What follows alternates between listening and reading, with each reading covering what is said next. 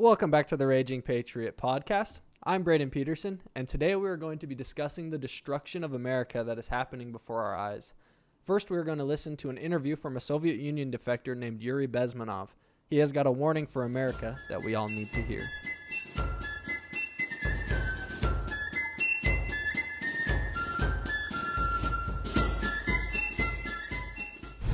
The disaster is coming closer and closer.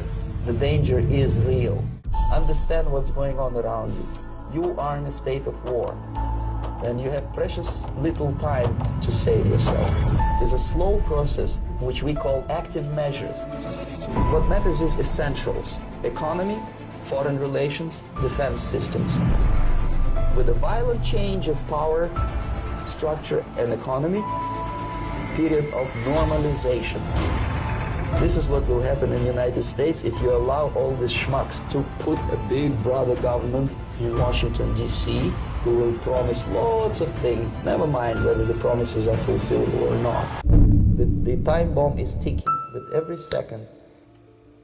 It's a great brainwashing process which goes very slow, and it's divided in four basic stages: demoralization, destabilization, crisis, normalization. Demoralization, it takes from 15 to 20 years to demoralize a nation. Why that many years? Because this is the minimum number of years which requires to educate one generation of students in the country of your enemy, exposed to the ideology of the enemy. In other words, Marxism-Leninism ideology is being pumped into the soft heads of at least 3 generations of American students without being challenged or counterbalanced by the basic values of Americanism, American patriotism. The demoralization process in the United States is basically completed already. For the last 25 years. Actually, it's overfulfilled, because demoralization now reaches such areas where previously not even Comrade Andropov and all his experts would even dream of such a tremendous success. Most of it is done by Americans to Americans, thanks to lack of moral standards. As I mentioned before, exposure to true information does not matter anymore. A person who was demoralized is unable to assess true information. The facts tell nothing to him. Even if I shower him with information, with authentic proof, with documents, with pictures, even if I take him by force to the Soviet Union and show him concentration camp, he will refuse to believe it until he is going to receive a kick in his fat bottom. When a military boot crashes his balls, then he will understand, but not before that. That's the tragic of the situation of demoralization. The next stage is destabilization. This time, subverter does not care about your ideas and the patterns of your consumption. Whether you eat junk food and get fat and flabby, doesn't matter anymore. This time, and it takes only from 2 to 5 years to destabilize a nation, what matters is essentials: economy, foreign relations, defense systems.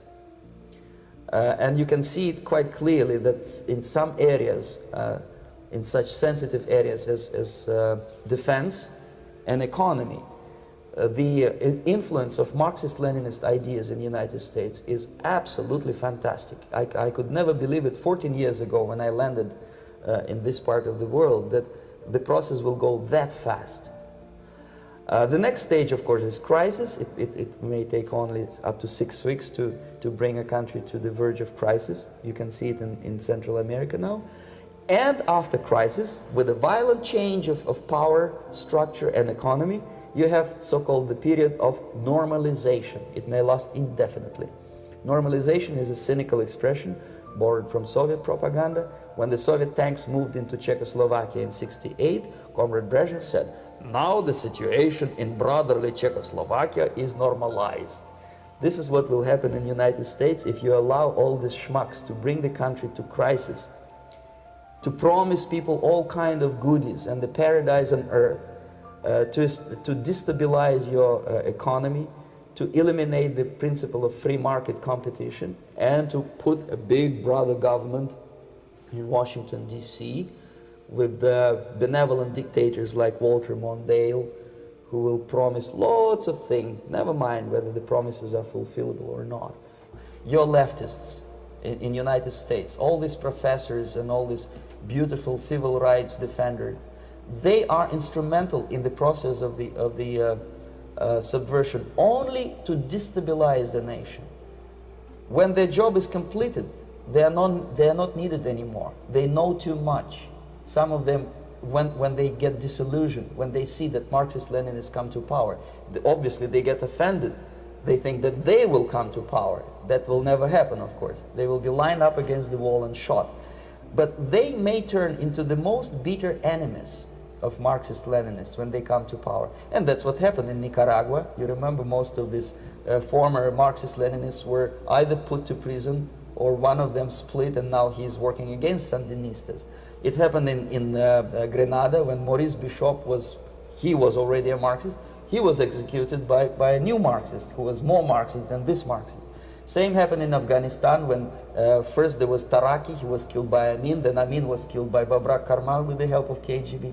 Same happened in Bangladesh when Mujibur Rahman, very pro-Soviet leftist, was assassinated by his own Marxist-Leninist military comrades. It's the same pattern everywhere. Mr. Bezmenov was born in 1939 in a suburb of Moscow. He was the son of a high-ranking Soviet Army officer. He was educated in the elite schools inside the Soviet Union and became an expert in Indian culture and Indian languages. He had an outstanding career with Novosti, which was and still is, I should say, the press arm or the press agency of the Soviet Union. It turns out that this is also a front for the KGB. He escaped to the West in 1970 after becoming totally disgusted with the Soviet system, and he did this at great risk to his life. He certainly is one of the world's outstanding experts on the subject of Soviet propaganda and disinformation and active measures. Well, you spoke several times before about ideological subversion. That is a phrase that I'm afraid some Americans don't fully understand. When the Soviets use the phrase ideological subversion, what do they mean by it? Ideological subversion is the slow process which we call either ideological subversion or active measures, активные мероприятия in the language of the KGB, or psychological warfare. What it basically means is to change the perception of reality of every American to such an extent that despite of the abundance of information, no one is able to come to sensible conclusions in the interests of defending themselves, their families, their community, and their country.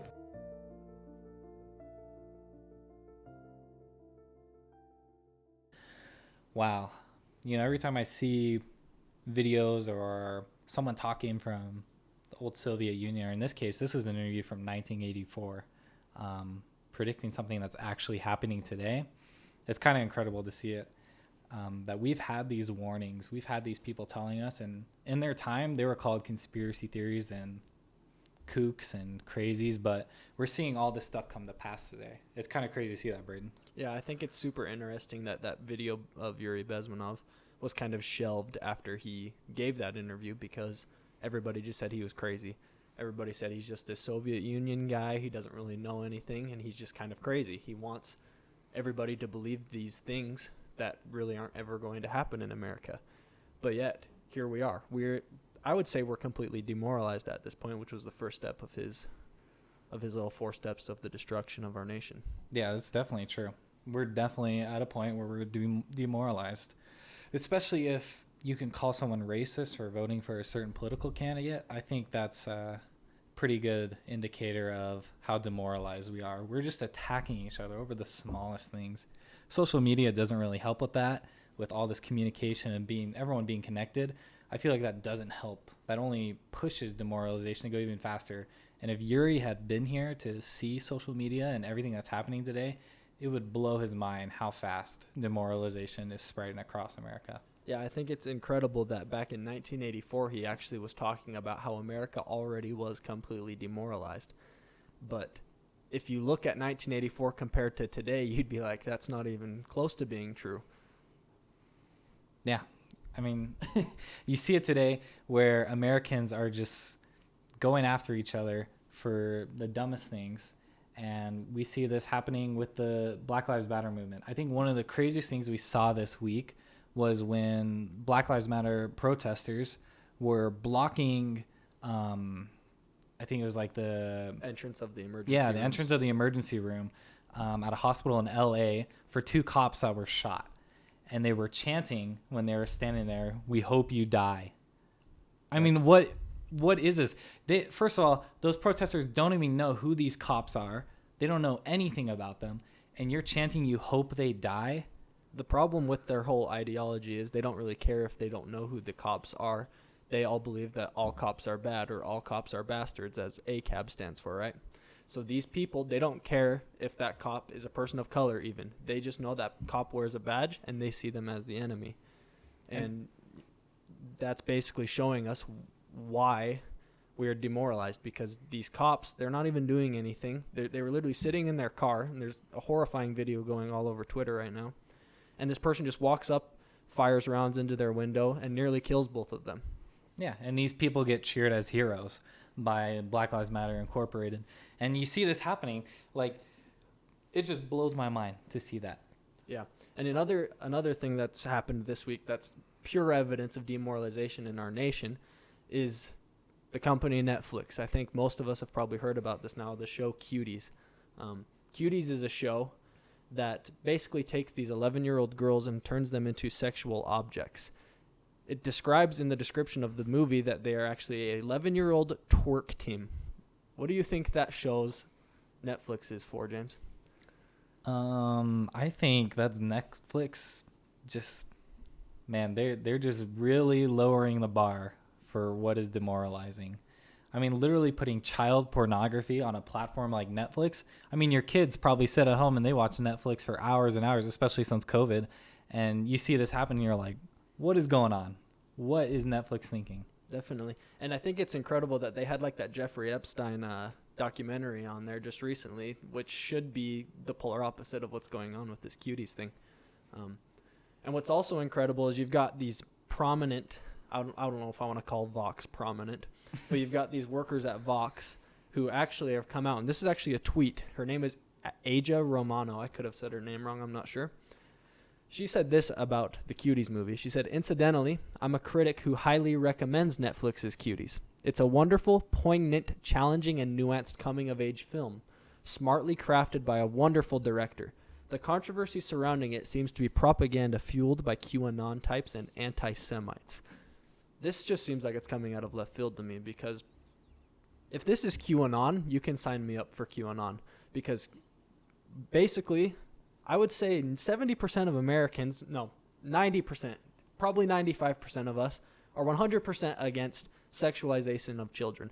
And if that isn't true, then I've got a problem. And we've got a lot of things to work on here in America. And if QAnon is the people that are pushing that, then, maybe we need to listen to them a little more. I know, we need a lot of things fixed. And I love how it's always like the biggest thing now is to just label anything QAnon, and then immediately, that's your credibility right there to just like destroy any argument from the left. They're like, QAnon on this, QAnon on that. It's like, give me a break. Get a life. Like, honestly, you just got to use your eyes. Like, if you watch 15 seconds of that movie, then you will know what's going on. Like, there is a part. If you go on I think it's IMDb, like, description of, like, the dirty parts of the movie, there is a scene where an 11-year-old girl posts a picture of her genitals on the internet. That is not okay. No matter what, if like the excuse for Cuties is that we are trying to show people the hypersexualization of children and how it's not okay. But what I don't understand is if you're already against it, you don't need to see it. Feeding it to these people on a platter isn't going to make all of a sudden these pedophiles against pedophilia. All it is feeding them. Yeah, exactly. And I'm not sure if Cuties is being allowed to stream in certain Islamic countries, because I know, people in Islam, like, they are so against the sexualizing of children and women in general. But the fact that Netflix can come out and they can just put a movie like this in the U.S. is just showing the demoralization that's happening in our country. And this is just all happening right in front of us because we're letting it happen. We're letting our morals go down. We're letting our standards drop. And this is the kind of stuff that just leads to destabilization of our nation, like Yuri was talking about. Definitely. So destabilization, I mean, today, a form of destabilization we could probably talk about was COVID-19. Obviously, COVID-19 is a virus, but the way that it has been handled by many people has been kind of a form of destabilization of our nation by shutting us down and destroying our economy. Yeah, you saw the lockdowns that many governors put into place, and that hurt economies like crazy. We saw it with the stock market. We saw it with local businesses closing, and local businesses are still closing because some of these states refuse to end these endless lockdowns. And it's really, really, really hurting these small business. It's destabilizing our country. It's creating these environments where people don't have anything to do. So what do? Well, they see Black Lives Matter Incorporated going around doing these protests to fight social justice. So, well, I might as well go fight social justice if I don't have a job, and I can just collect my unemployment benefits and the bonuses on top of it. Why would you want to get a job when you can just be a part of the movement? Yeah, this honestly just seems like a perfect storm. You had so many people locked down, and, we didn't have much to do, and everybody's on Twitter, everybody's watching the news, and then all of a sudden, George Floyd died. George Floyd was killed by the officer, and all of a sudden, everybody who had just been, sitting in their rooms for months, they just felt like it was a chance to get out there. And, our country is really looking destabilized right now, whether it's from COVID-19 or whether it's from the BLM riots. We are just looking like a very bad country, and including the fires even. There's so much problems going on right now, and a lot of it is due to our own doing. Yeah, and I think a big factor that doesn't get talked about with destabilization also is consistency with the politicians, because they were going out and mandating all these lockdowns. But then when Black Lives Matter Incorporated came around, they started allowing them to do whatever the heck they wanted. You can go to church, but you can gather with 5,000 people and protest social justice. It was more than 5,000. Yeah, more than 5,000. If you saw those videos of people in LA, the street was packed like sardines. And they are packed. And it's like, okay, and some of the politicians are going and joining them. It's like, where is your consistency? You can't say this and then do another. And we see that perfect example with Nancy Pelosi recently and the hair salon. Yeah, Nancy Pelosi's just, she's a lost one. It's like, if you want to if you want destabilization to happen in your country, the one way you do it is to not be consistent, because then you're going to piss off all the Republicans, and you're going to be feeding to the left and feeding all their ego to go and riot and this lawlessness that you're not going to enforce, while at the same time telling everyone they got to stay in their homes. It makes no sense. And the lawlessness honestly was not condemned at all by the Democrats until it showed in their polls. No, it wasn't. The Democrats really didn't care about it. Joe Biden wasn't saying a word about it. And now all of a sudden Joe Biden is, that shooting last night was terrible. But where were you 2 months ago, Joe Biden? You guys pushing this narrative that cops are hunting black people is what causes things like what happened in Los Angeles. Yeah, and it's terrible to see all that happen. It is terrible. And with demoralization and destabilization, Yuri later goes on to talk about how this leads to the crisis. And this instance of the police getting shot, I think, is a perfect example of a crisis. We're having a situation where 2 police officers were blocked from getting the medical help they needed simply for sitting in their cop car and wearing a badge. And that's all they did. That was their crime. They chose to be a police officer. One of them was a woman with a 6-year-old, I think it was son or daughter, I can't remember. But one of them was a woman who the left is apparently for, but unless she's a cop. And she was a mother who had a 6-year-old child. So it's pretty tough stuff going on. It's like, come on, what is happening here? And I don't think the crisis is over yet. I think we'll continue to see stuff until the election cycle ends, and maybe we'll see it after. If Donald Trump, here, you heard this first, if Donald Trump gets elected president, you will see the biggest riots that this country has seen all year. They're going to continue burning us down. They are going to burn down this country. These Marxists, this Black Lives Matter Incorporated, they're going to do this to get what they want. And it is really terrifying to see it. And so I hope everyone is safe out there and has a plan put in place for election night. Because if Trump wins, you don't know what's going to happen. I think that really shows kind of what side is for what. If Donald Trump wins, you already can guarantee. We don't even have to guess. Like, cities are going to burn. But I can tell you right now, if Joe Biden wins, I can't tell you for sure. Like, there's not going to be a bunch of people in Utah in their suburban homes going out and burning down their houses or burning down their neighbor houses.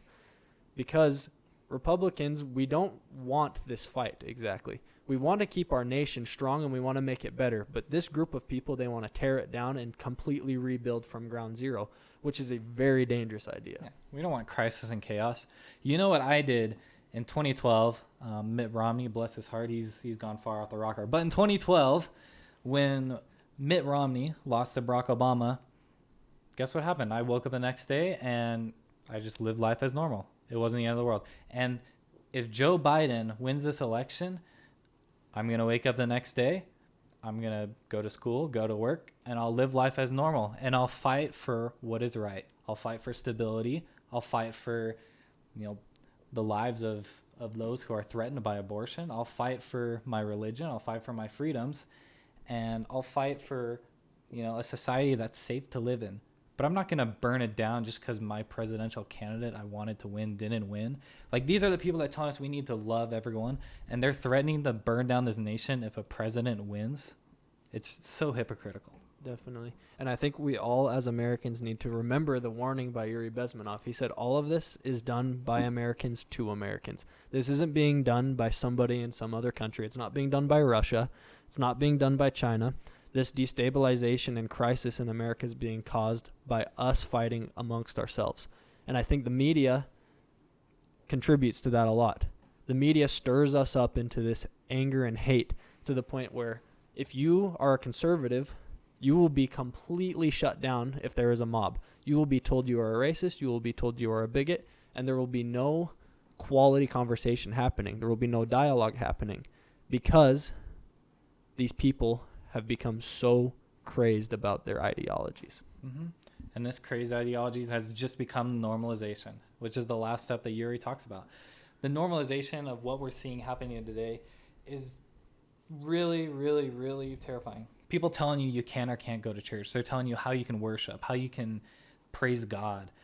They tell you what you can and can't do. They tell you have to wear, your muzzle when you go out in public. You have to wear your muzzle when you go here, and you can't live this certain way. You have to give up these rights. You didn't give up those rights. When you agreed to follow the Constitution by being a citizen of the United States, you did not agree to give up certain rights. And right now the normalization is, there's a crisis, there's COVID, and so we're just going to kind of put that, that Constitution thing to the side, and we're going to tell you what to do because we're Big Brother and we know what's best. And the media just keeps feeding this, and it is ridiculous. Yeah, the normalization of the government control is a real problem that's going on. Everybody's expecting the government to tell us what's best for us when, in all reality, an individual needs to know what's best for themselves. And another problem that I see happening with this normalization in America is we are becoming a nation that thinks it's just normal to burn down a city. I know I don't think it's normal to just burn down a city, but as soon as we don't get something we want, a city goes up in flames. And we see it, we've been seeing it since, Barack Obama and Joe Biden when Ferguson was up in flames. It's become a normal part of our lives to see this happening. Yeah, and Baltimore. It's almost like we just expect these riots or these things to happen, and we can't let that become a part of normalization. We need people to fight against that, not physically, not with harm, but be able to enforce the law and be able to control these riots and these things from getting out of hand. But the Democratic mayors of these cities, they don't care. They want to see the whole system burn down because they get more power. And that's how it works. And that's the normalization that's happening. These people do not realize that they're being used as pawns by the Marxist agenda. They're being used by BLM Incorporated, who are self-proclaimed trans Marxists. And what do they want? They want anarchy. What do you get with anarchy? They can step in control, and then they can control even more of your life. Yeah, the control of our life is what needs to be denormalized. We need to each individual needs to recognize that they're responsible for themselves. We can't look to the government to give us our $1,200 stimulus check. We can't look to the government to give us a job. We've got to do it ourselves. we can't look to the government to tell us to wear masks. That's one reason. A lot of people wonder, why are so many people against masks? And, I'm not exactly sure people are 100% against wearing a mask. Like for me, if Walmart tells me I have to wear a mask to go into their store, I'll wear one. But if I have the government telling me I've got to wear a mask wherever I'm at, I've got a problem with that. Because the government shouldn't be telling me what's best for me. But if a private organization wants to protect their employees and that's the way they see fit, then I'm okay with it. Yeah, I'm going to comply. If a private organization wants me to do something to use their business, then I should be respectful of their decision. But if the government's going to try to tell you you have to wear it at certain situations of over 50 people at a gathering and so blah, blah, blah, blah. It just gets tedious at that point. It's like these people are outside and you really think this one family gathering is going to be the COVID super spreader and it's going to destroy the entire world. Even though we already know that the COVID deaths are dropping, even though the cases are going up. Hospitalizations are way down. Hospitalizations are going down. The death rate's going down. You want to know why? Because when a virus mutates, it doesn't want to kill its host. It wants to live longer. And so with the virus mutating, it's not becoming deadlier. It's becoming less deadly, actually, because it wants to live. It wants to live on its host. And that's just the basic science. You hear follow the science all the time. And these are the biggest hypocrites, the people that use follow the science. Yeah, and I mean, that study came out on AIER.org, AIER.org, that talked about how mask mandates, not masks themselves, but mask mandates don't affect COVID-19 spread at all. Because in all reality, we are individuals. The government telling us what to do isn't going to change anything. People are going to do what they're going to do. Having the government tell us what to do is what we're pushing back against. I wouldn't say we're pushing back against masks. We're pushing back against the government telling us how to live our lives. Mm-hmm. And it's sad to see that, all these things that Yuri Bezmenov has predicted is coming to pass. And we're letting it happen right in front of us. And that's why us as patriots, we need to continue to fight for those things that are ours, for our rights that we didn't give up to the government, and those things that are necessary for us to get our country back on track. And it all starts with the ballot box. That is the best place. That is the best place that you can cause change, is through the ballot box. Yeah. And, Yuri Bezmenov, at the very end of his interview, he said the time bomb is ticking. Like, we're getting closer and closer to the complete destruction of this nation. And that's why this election and just the way we take care of ourselves moving forward is so important. That's why it's so important that we shoot down things like cuties on Netflix. That's why it's so important that we condemn murdering police officers just because they're police officers. The time bomb is ticking, and he's dead serious about it, and I completely believe him, that if we don't change the way we're doing things here in America, if we don't start talking to each other and communicating across blue and red, then we are going to get to a point where we're at a civil war. And we don't want that. We want a nation that continues to grow and prosper, not burn down and die. Yeah, we need to be united. And I think with 9/11 this past week, Braydon and I threw a kind of a movie night at a park where we watched a documentary on 9/11, and you get to hear stories of the survivors. And one thing that was consistent across all the survivor stories was a sense of unity, and that Americans needed to be together. And that sense of unity is what we need today. If we want to be able to survive the coming future and hostile attacks from other nations or from trained Marxists from within our country, we need to be unified. We need that dialogue. We need to work together. And it doesn't just end with the presidential election, the 2020 election this year. Yeah, a lot of people seem to think that. Yeah, a lot of people think, if you just vote for someone, that solves the problem. Well, you need to vote for them. Then you have to hold them accountable. And then you have to keep growing and compromising. It doesn't just end at the election. If anyone thinks that it ends at the election, then you're terribly wrong. Because if Donald Trump does win, the Marxists are not just going to fold over and give up. The New World Order and all the Marxists, they don't want that to happen. And they're going to do whatever they can to continue to destabilize, to continue to demoralize, create crises, and make that the new normal. Yeah, so thank you for listening to our podcast today. Please like and subscribe, and we'll give another podcast next week. Thanks for listening.